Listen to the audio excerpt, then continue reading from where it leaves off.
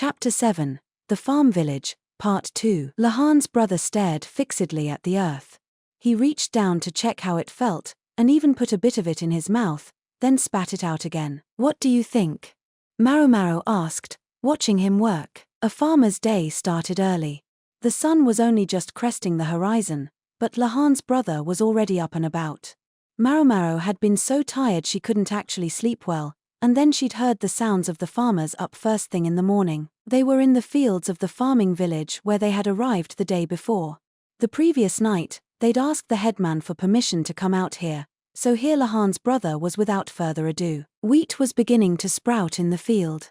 Maomao wondered if the sheep and goats would eat it, but other than when they were put out to pasture, the animals were safely ensconced within a fence, so maybe it worked out. "I think the soil is all right, and they keep it watered well. If anything, one could wish for slightly poorer soil around here. It's better if the soil isn't as nutritious?" Chu asked, poking her head over. "And to think, she can't have gone to sleep earlier than I did last night. She'd returned sometime in the wee hours. Her negotiations must have gone long." In spite of it, she seemed perfectly energetic. Maomao figured it was best not to ask what exactly she had been negotiating about. Chu had insisted Maomao treat her the same way she always did, so Maomao kept quiet. Lahan's brother stood up and surveyed the field. Unlike most vegetables, potatoes actually grow best if the soil isn't too rich. Sweet potato plants, if there are too many nutrients in the soil, they just grow a bunch of leaves, and no potato. White potatoes become prone to disease. Ah, yes, of course. By the way, bread by itself isn't much of a breakfast, so I'm going to make some kanji too. Please do, that would be wonder. Chu was peeling a sweet potato. "What do you think you're doing?" Lahan's brother demanded, snatching it away from her faster than lightning. "Ah," Chu said, twirling around theatrically. "This is seed stock. For planting. Not for eating." "Yeah, but there's nothing but wheat around here. There's hardly even any rice. I thought some potato would bulk it up a bit." Potato kanji does sound good. Maomao realized her stomach was growling. A nice, hearty kanji would be better than bread to start the day. "We're going to plant this. You can't eat it," Lahan's brother said as if scolding a child. He sounded strangely like frizziglasses. Maybe it was because they were brothers. A nearby sheep looked up and gave a reproving baa, as if to say keep it down. "Ah, I won't be able to use this for stock anymore," Lahan's brother groaned, looking miserably at the half-peeled potato. "It'll make a delicious breakfast." Then, sigh. "I guess it had better. Not by itself, though. I'll need at least 3 more. "No. Absolutely not," Lahan's brother snapped, stopping Chu before she could do any more mischief. Maomao's fists clenched. Truly, she saw, this most ordinary man had his place to shine. It was when quipping at someone that Lahan's brother came into his own. "Okay, let's forget about breakfast for a second. Do you think we can grow crops here?"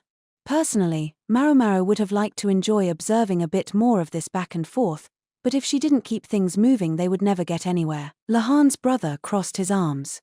"This place is a lot like Shihoku province. Not as far north as that, but weather-wise, it's more suited to white potatoes than sweet potatoes. It's colder than Cow province. I guess it does feel chilly. Funny, I thought it was pretty warm in the western capital. In fact, my ears hurt a little," Maomao thought, pinching her nose and blowing to balance them out. "We're a lot higher above sea level here than in the western capital." "I guess so." "Are we really?" Chu took a map out of the folds of her robe. Miss Chu is an excellent map reader, but this one doesn't list the elevations. No wonder the air seems so thin here. "I know because my father told me all about it," the normal person said, puffing out his chest. "The temperature stays high in the western capital because the desert is so close. Around here, it's a bit cold even during the day," Chu said. Maomao was only now starting to appreciate, on a visceral level, how different the climate could be even within a single province. "You really don't think the potatoes will grow?" "I'm not sure. For sweet potatoes, temperatures like what Cow province gets in spring and early summer are ideal, and there's nothing quite like that anywhere here, in the desert or on the heights. It might be worth planting some just to see, but I think regular potatoes might be easier to grow. There's just one problem." Lahan's brother looked downright stormy.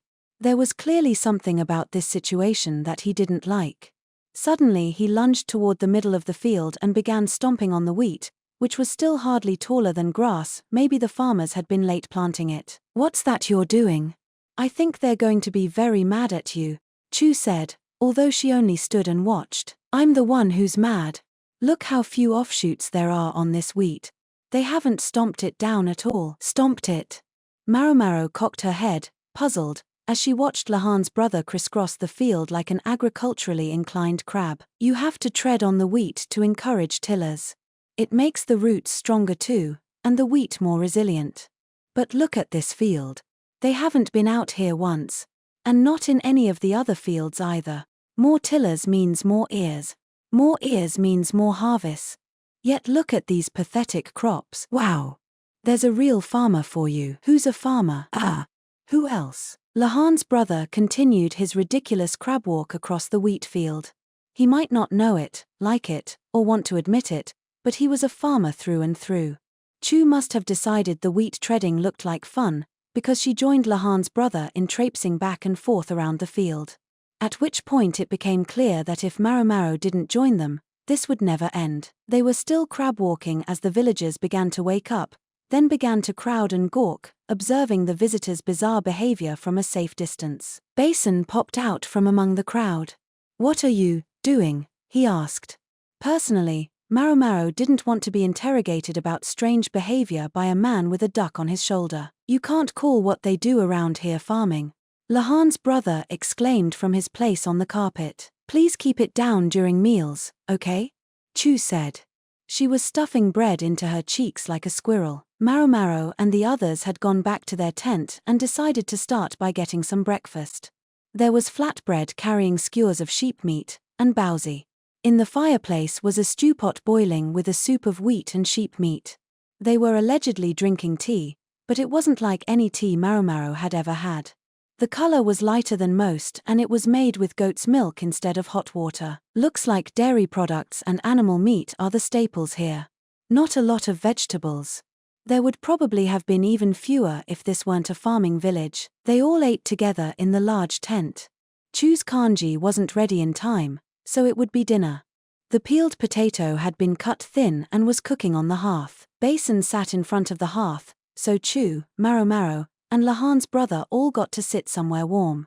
The others who had come with them, including the soldiers serving as their bodyguards, sat around them in a sort of ring. The soup was hot but tasted weak. Maomao got some salt from Chu and put a pinch in her bowl. The skewers were far more satisfying than anything you could get from a street stall in the imperial capital. The bread that served as a tray was tough. You had to break off bits of it and dip it in the soup. Put some warmed-up cheese on top of it, and it was delicious. As for vegetables, there were a few in the soup and packed into the baozi, but the quantity left something to be desired. Why don't they know how to cultivate the wheat? I'm telling you, that's the question. Do you realize how much better the harvest would be if they stomped the crop? I'm sure you're very right. If you're not going to eat your cheese, can I have it? Hey, I haven't even answered and you're already eating it. Chu had snatched the cheese from Lahan's brother's plate in a single swift motion. She doesn't have to do that. Cheese was one thing there was plenty of. She seemed to be taking from Lahan's brother just to get under his skin. As Maomao and the others ate, they discussed what had happened in the fields earlier that day. "We're supposed to be out here for an inspection of the farms. So what did you see, Lahan's brother?" asked Basin, who already seemed to regard Lahan's brother as his name. He might normally have been more punctilious about asking what he was really called. It was almost as if there was some supernatural force at work. "I'm not. I told you, my name is." "You brought those seed potatoes. Presumably you mean to plant them," Maomao interrupted. "I told you, Lahan said to plant them if there was anywhere good. And since he asked me, I feel like I have to see his request through, even if he is my no-account younger brother. He's a surprisingly stand-up guy for someone with such a terrible family." Nonetheless, Lahan's brother exuded something that made one want to mess with him. "Okay, so you mentioned the wheat fields. Is there some sort of problem?" "Big ones. Do these people here actually believe they've set up those fields properly?" Lahan's brother took a slug of soup. "I admit I'm no expert, But do they really deserve to be talked about like that just because they didn't do this wheat stomping or whatever? Basin asked. Maomao agreed with him. Wheat stomping improved the crop, no doubt, but it wasn't as if the wheat wouldn't grow without it. Maybe these people were busy with other things, and wheat stomping just fell by the wayside. Raising livestock was more important in Isei province, anyway. It's not just the stomping. Their planting methods are all over the place. I understand that they've done direct sowing, but you need to at least space the seeds evenly. That's not even to mention that they started planting too late in the season. And they need more fertilizer, lots more. The soil color was so uneven. Wow, you really know your stuff. Potato, I do not know my stuff. And I'm sick of eating potatoes. Maomao had no such objections. She was happy to take the baked sweet potato from Chu. It was perfectly sweet and delicious on its own, but spread a little butter on it, and it took on an extra dimension of richness. Chu evidently shared Maomao's appreciation, because she discreetly took a few of them, cut them up, and started cooking them. Maomao understood what Lahan's brother was getting at, but even she could think of a possible rejoinder. Don't farming methods vary from region to region? Maybe with them raising so much livestock here, wheat isn't considered that important. Why develop refined techniques for working with a secondary crop? You're not wrong. I'm saying that the problem here isn't ignorance, it's indifference. They'll never get much of a harvest to speak of with what they're doing now. These people know the techniques, they just aren't bothering to use them because they have other sources of income, right? Is it that big a deal? Basin asked, sipping some milk tea. That's what I'm saying. You mean, why would they go out of their way to do bad farming when they can just make money other ways? Is that it? Maomao said. She thought she saw what Lahan's brother was getting at. Why, yes. That's what I mean, Lahan's brother said, relaxing somewhat now that he finally felt someone understood him. I don't get it, said Basin. This isn't making sense to Miss Chu either. Explain in a way she can understand, said Chu. If they can feed themselves entirely with nomadic grazing, why not do that? Maomao said. Settling down in one place to plant fields just makes it that much harder to raise livestock. Which implies there was some advantage to settled living that made the trade-off worthwhile. Yeah. You'd run yourself ragged, trying to do this kind of thing while you traveled, Basin observed. That's right. It's hardly unusual for nomadic herdspeople to settle down and become farmers, including, it would seem, the owner of this tent. So did they become farmers because they had no other choice, or because they thought there was some specific benefit to it?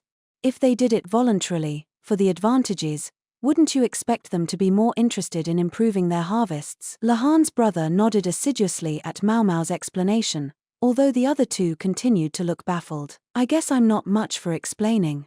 Does that make any sense? She asked. I mean, I get that something is off, here, Basin said. It's hard to put into words, isn't it?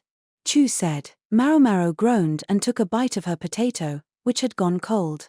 There was nothing else remotely sweet around here, so the potato's sweetness was that much more pronounced. Just then, Maomao looked toward the entrance of the tent. A couple of kids were peering in at the visitors with interest. A boy and a girl around 10 years of age, probably siblings. Want some? Maomao asked. The kids looked a little intimidated, but reached out for the sweet potato, which they'd never seen before. They each took a bite, and their eyes went wide. Can we have more? They asked. You may. But maybe you could answer some questions for me first, said Maomao. Since the kids had come right to them, this would be the perfect chance to dig up some information. After breakfast, they toured the village with the kids. Are your families looking after the fields like they should? They're not cutting corners, are they?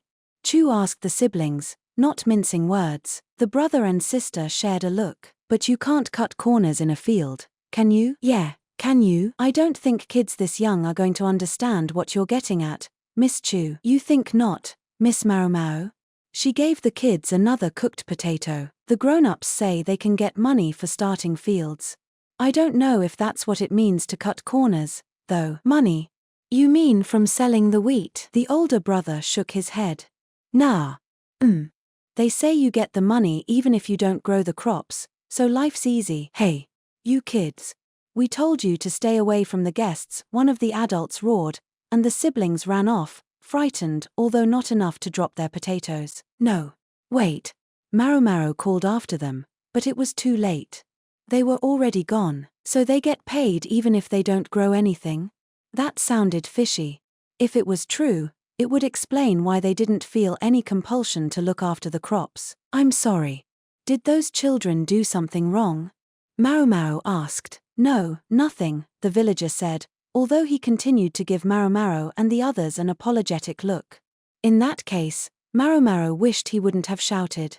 He'd driven away two very pliant young informers. Maomao would have liked to ask them a little more about the money supposedly in those fields. It doesn't look like they're hiding anything, she thought as they continued to walk around the village. To all appearances, it was quiet, peaceful, unremarkable. There were no commercial shops to speak of, people mostly supported themselves. They said a merchant came by about once every 10 days. The villagers proved to be kind and friendly. It was hard to imagine they were doing anything wrong. Maybe the kids just misunderstood something, and now we're overthinking it. There was one man, however, who seemed to be taking this far harder than Maomao was. Poor Gidge. You look ready to smash something. Try putting on a smile, said Chu, ever ready to give Lahan's brother some grief. Lahan's brother scowled and looked at the village fields. He carried a bag full of seed potatoes. Nominally they were here on a tour of inspection, but he'd come along seeking a good opportunity to introduce this new crop, and if he was going to give people something new to grow, no doubt he would have liked them to be a little more interested in growing it. Lahan's brother always vehemently denied being a farmer, yet he was deeply devoted to the agricultural arts. He was your ordinary, good, paradoxical man. He might also have denied being ordinary, but the principle that motivated his behavior seemed as normal as the next person's. The world is full of elder sons who aren't actually interested in inheriting family headship, Maomao thought, but she figured that if she pointed that out to Lahan's brother, he would only get angry. The most efficient thing might have been to split up and each start asking their own questions, but they couldn't make too much of a show of marching around. The patriarchal spirit was alive and well in Isei province, and a strange woman going here, there, and everywhere by herself was unlikely to be well received. They could assign a bodyguard, but it would be Maomao doing most of the talking, so it wouldn't solve the issue. Chu doesn't seem to have any problem doing her own thing, though. She'd claimed to have business to attend to and had disappeared somewhere. She could be a strange one, but Suiren accepted her, so she was probably safe. Maomao's best bet would be to convince Lahan's brother or Basin to ask questions on her behalf. If she had to choose one of them, she would choose Lahan's brother. Basin had a duck following him around, and the villagers were giving him weird looks. Luckily, Maomao didn't have to convince Lahan's brother to do anything, he was already doing what she wanted. Namely, asking the villagers whether there had been any damage from insects lately. Insects, said one of the villagers. Yes. Bugs weren't especially bad last year. Well, there are pests that come every year. Last year, just like all the others. They did plenty of damage, sure enough, but we pulled through somehow. We can thank the governor that we have food to put on our tables. The governor? Would that be Gyokuou? So the grasshoppers had been bad, but not bad enough to consume the entire crop? All right. One more thing, then. That field over there, whose is that? I'd like to meet them. Lahan's brother pointed at one of the wheat fields. What, that? Oh, that's Nyenjin's field. He's an old man, lives out on the edge of town. You can't miss his place, there's a shrine right next to it. Thanks. I'll have a look. You don't actually mean to go see him, do you? The villager looked distinctly uncomfortable. I do. Some kind of problem with that. Well, look, I won't stop you. It's just. The old guy can throw you for a loop sometimes. He's not a bad person, though. If it doesn't bother you, I guess that's fine. There was something funny in the villager's tone. If anything, it made them even more curious. Maomao and the others headed for the edge of town like the villager had told them. Excuse me, Maomao said, tugging on Lahan's brother's robe. Yeah. What makes you so interested in that particular field? Can't you tell? It's the only pretty one out there. Pretty. There might have been better descriptors for a field, or maybe better things to describe as pretty, but Lahan's brother was completely serious. The other fields are scattershot, Not laid out well, only that one is neatly divided into sections. It's been stomped too, there's good, strong wheat growing there. If you say so. When he mentioned it, she thought maybe she could see it, but sadly, Maomao didn't have that much interest in wheat. Doesn't look like there's any mondo grass around here. Thinking of wheat naturally led her to think of medicinal plants. The plant she had in mind, though, sometimes called snakebeard, really had nothing to do with wheat. Specifically, she thought of the roots. Wheat with ergot could be used medicinally, although its toxic properties tended to get more attention. Since there were no ears yet, anyway, it was hard for her to muster much interest. There are no good plants anywhere around here. Maomao was on the verge of suffering from a chronic lack of medicinal herbs, a condition made all the worse by the great variety of medicines she'd been able to encounter since becoming a medical assistant. Drugs. I want to see some drugs. Just the thought brought on a sudden episode, her breath growing ragged. There hadn't even been any good medicine along the roadside on the way here. Che, are you all right? You don't look so good, Lahan's brother said, concerned. Pardon me. It's nothing. Easy enough to say, but she wanted to see some drugs. To smell them. She would take anything, even if it was poisonous. What was there nearby that might serve as a medicine? Maybe the sheep grazing idly in the fields. Can you use their horns as medicine? I can't quite remember. She thought it was called Ling Yang Jiao, and yang meant sheep. These must have been a different kind of sheep, however, because their horns didn't look anything like the medicinal ones Maomao had seen. Maybe they would still have a similar effect. Arms outstretched like a hungry ghoul, Maomao reached for the sheep nearest the fence. Whoa. Hey. I knew there was something wrong with you. Lahan's brother pinned her hands behind her back. Maomao was perfectly aware that her behavior was erratic, but her body seemed to act on its own. She just needed medicine, any medicine. Medicine, she rasped, trying to urge Lahan's brother to bring her some sort of drug, anything at all. Medicine? Are you sick? What's going on here? Basin asked, coming over with his duck. She says she needs medicine. She does. Come to think of it, Lady Suiren gave me something before we left.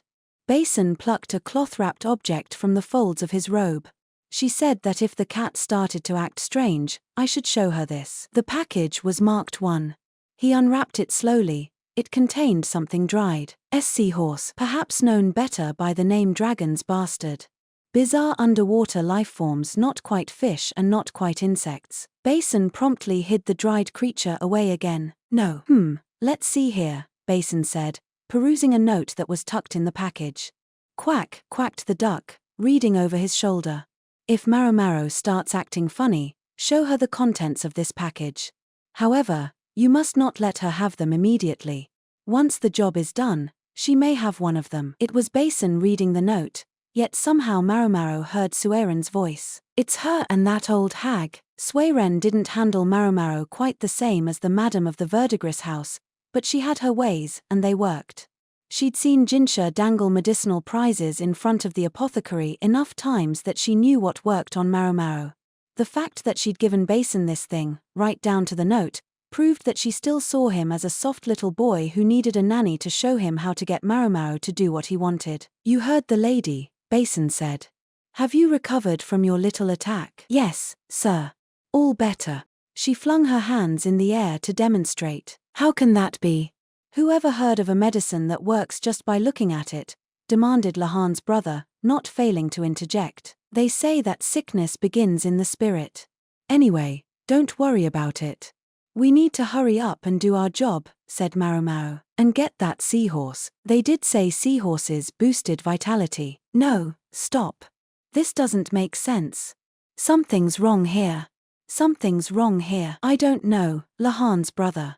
The way you repeat yourself like that reminds me of someone, specifically, someone with tousled hair and glasses. I told you, my name isn't Lahan's brother. It's, Welp, we'd better get going. Time's wasting, said Basin, interrupting Lahan's brother before he could give them his name. It was practically a running gag by now. They would have to be careful it didn't overstay its welcome. The farmer had spoken of a shrine, but it didn't quite look like the shrines Maomao was used to. It was made of brick, and there were no windows. Inside hung a cloth, and in place of a statue there was a painting of the gods on the wall. Beside the shrine was a shack, seemingly the house the villager had mentioned. "All right, here goes nothing," said Lahan's brother, who still didn't look like he thought this was a good idea. He knocked on the door. Then he waited. There was no response. "Maybe he's out." "Do you think he's at work?" "I'm sure he has to take care of some sheep or his field or something." It was almost lunchtime, though, so hopefully he would be back soon. Just then, a low, raspy voice came from behind them. "Can I help you?" Maomao and the others turned to find an older man with tanned skin standing there. He had a hoe in his hands and a cloth wrapped around his neck, the very picture of a farmer. His clothes, patched in places, were streaked with dark soil. Yes, he was a farmer all right, but Basin's hand immediately went to his sword and he settled into a fighting stance. Maomao saw why. "Hey, now, what do you think you're doing? Going to assault a simple farmer?" The man's tanned skin was covered with discolorations, some from age, others from long hours spent under the blazing sun. Those, however, were not what had startled Basin. No, that would be the man's missing left eye. The cavity yawned in his face, the eyeball simply absent. His right hand, wrapped around the hoe, was missing its pointer finger, and his exposed skin was covered with scars from swords and arrows. Maomao saw why the villager had seemed so intimidated, and why Basin had reacted instinctively. This man had the air not of a farmer, but of a soldier. "Have you been in the military, sir?" Basin asked, careful to sound polite. "Nothing as fancy as that. I was just a locust making trouble in the plains." Locust, a striking choice of words. And there was something else that nagged at Maomao. "Have you been working in the fields?" she asked before she could stop herself. There was the hoe in his hands and the mud on his shirt, she recognized the stains. "What else do you think I'd be doing?" the man asked, although he didn't sound particularly bothered. Maomao's question had, indeed, seemed obvious, but there was something that had dawned on her as she looked at the village fields. "I just didn't think one normally got quite so dirty doing fieldwork. You wouldn't get this filthy even tending the wheat, not at this time of year." The dust of the fields was dry. So long as one didn't go out of one's way to use damp earth, it shouldn't have stuck like this. "Tell me, did a man named Rikason come this way?" "You friends of his?" The farmer blinked at them with his one eye, then opened the door to his shed. "Come on inside.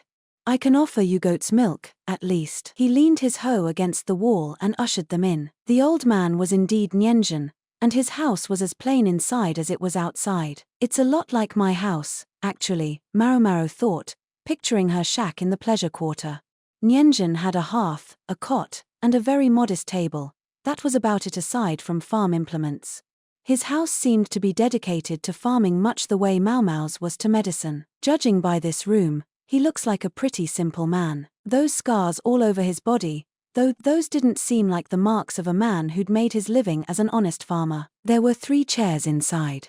Nyenjin let the guests sit, while he stayed standing and poured goat's milk into chipped teacups. The duck pecked at the dirt floor. Some grain must have spilled there. "You're right, a man named Rikason did come through here. Would have been about 10 days ago. Just a day before Maomao and the others met him in the western capital." "Do you know what he was here for?" Maomao asked. She'd originally planned to let Basin or Lahan's brother do the talking, but since she had brought up Rikason, she would handle this conversation. "What he was here for? All he did was grab a hoe and help me plow." "Plow? You mean, to get ready for the spring planting?" Wheat could be grown in 2 seasons. Seeds planted in winter could be harvested in spring or early summer, while seeds planted in spring could be harvested in autumn. No. I do need to do the spring planting, but that wasn't what this was about." Nyenjin put the goat's milk on the table and slid the cups toward Maomao and the others. Basin looked like he wasn't too sure about this unfamiliar drink, but Maomao was grateful for the opportunity to wet her throat. It was normal goat's milk, lukewarm, but without anything weird in it. Might sound a little overblown, but I had him help me with the ritual. "Ritual?" Maomao asked. Basin and Lahan's brother traded a look, as confused as she was. "You mean some sort of ceremony to pray for a good harvest?" "More like to prevent a bad one." "I'm sorry. This is all a little difficult for me to follow. Do you think you could explain more thoroughly?" In response, Nyenjin sat on the bed, his tongue sticking out of his mouth. His less than refined manners were showing. "You lot willing to listen to an old man prattle for a bit? The villagers sure aren't." "Listen, sir, we don't have much time to spare," Basin said, growing annoyed. "Oh, well, pardon me." Nyenjin lay down and rolled over on the cot. Maomao got to her feet, holding up a hand to stop Basin. "Sir, I'm sorry. Please tell us what you have to say." She bowed her head. Apologies were free, after all. If he was going to get all bent out of shape about this, she might as well say sorry. I don't know," Nyenjin said. From someone else, it might have sounded playful. From him, it came off as sadistic. "I don't think I feel like it anymore." "You watch your attitude." Basin was about to surge forward, but Maomao stopped him again. Lahan's brother, unused to conflict, had become a bystander. "I know he's hot-headed, but I wish he would stop picking fights." She knew Basin's strength, and highly doubted an old man would stand a chance against him. But who knows? Sometimes these stubborn old bastards turn out to be tougher than you'd think. Maybe Basin could best the old man physically, but what if he simply refused to admit defeat and clammed up? That would be bad for us. She had a feeling that Nyenjin was just being stubborn. He'd let them into his house when they'd mentioned Rikusen. She suspected there was actually something he wanted to get off his chest. "What can we do to get you to talk to us?" Maomao said, as humble as she could be. "Well, how about a little guessing game, sir? What exactly are we supposed to guess?" "Simple. What I used to be." "Yeah, simple." If only I knew what he meant. Basin and Lahan's brother were still looking at each other.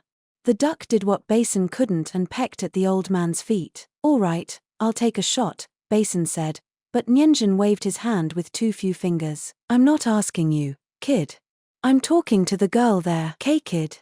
Basin forced himself to keep it together. To an old, heavily scarred man like this, he really was nothing but a young whippersnapper, so only Maomao had the right to answer. The question became, what should she say? Nyenjin. It's a good, strong name. It meant to intuit the truth. I hope he's as honest as his name suggests, and that everything he's told us is true, she thought, reviewing in her mind what he had said. Nyenjin had called himself a locust, not a favorable bug for a farmer, so he savages crops. Nyenjin lacked his pointer finger as well as his left eye. You don't usually get hurt that bad as a farmer. But he says he's never been in the army. He must at least have been in some kind of battle. Several, judging by the extent of his injuries. Without his finger, he wouldn't be able to use a weapon. Especially a bow. Maomao found herself thinking about the bandits who had attacked them the day before. They and their broken arms were probably in the hands of the authorities by now. Only a couple outcomes for robbers like them. Hanging, for one. The best they can hope for is mutilation. Then she remembered Nyenjin saying that Rikusen had helped him with a ceremony of some kind. "Nyenjin," she said. "Yeah." His attitude defied her to guess. Lahan's brother was looking at Maomao with what seemed to be indignation, not that it mattered to her. Maybe he didn't like that she already knew this random old guy's name even though they'd met just a few minutes earlier. Not the problem right now. Maomao took in a breath and let the words out in a rush. "Were you a human sacrifice, sir?" Everyone froze. "What kind of answer is that?" Basin demanded. "You don't know the expression? It's when someone is sacrificed while still alive." "Of course I know that. What I don't know is why you think it has anything to do with this old man. He's obviously still alive, whereas proper sacrifices tended to end up dead." Maomao, however, stood by her answer. "He didn't ask why." "Only what?" She looked at Nyenjin, who showed none of Basin's disbelief or annoyance. Instead, he looked somehow satisfied. "Yes," he said, "I see. A sacrifice. Maybe that's what I was." Nyenjin let out a long breath and narrowed his single remaining eye. "Would the three of you be so kind as to listen to the ramblings of a foolish old man?" His tone was light, but there was deep emotion in his eye. "If you would be so kind as to let us," Maomao replied. This time Basin and Lahan's brother, mindful not to upset Nyenjin again, bowed their heads respectfully.